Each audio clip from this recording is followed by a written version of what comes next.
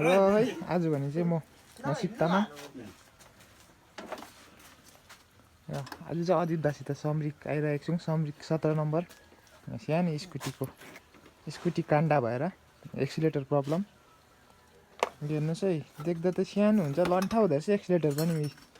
यहाँबाट फुकालेर मुनिबाट उक्काएर यहाँसम्म जानु पर्दो रहेछ है। र भिडियो के कस्तो हुन्छ है तपाईँलाई देखाउँदैछु। एकदम नयाँ छ केवल है। पुरानो चाहिँ यस्तो भइसकेको छ, माथिको डम्बरु छ, तलको डम्बरु चाहिँ चुडिसकेको छ होइन। आज चाहिँ एकदम नयाँ फिट हुँदैछ। तपाईँको स्कुटी हो बडा? तपाईँको हो? सालोको चुडेछ नि त है। फिट गरिदिँदैछ? हजुर हजुर। हिजो आउँछ भनेर भन्थे, बस्दा घरै हो। बस्दा भयो है।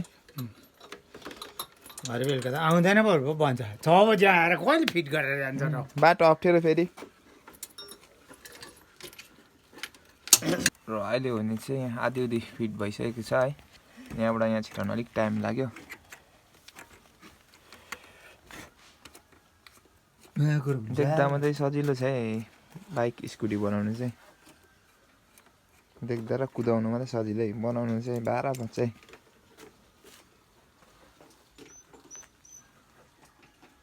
र है अहिले भने चाहिँ हाम्रो फाइनली बाइक स्कुटी रेडी भइसक्यो है। तपाईँहरूको स्कुटी है? छिमेकी है, छिमेकीको। र स्कुटी चाहिँ अब देखाउँदैछु है।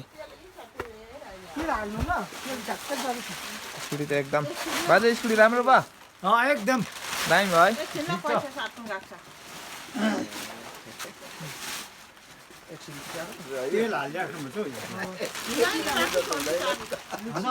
लगाइस है।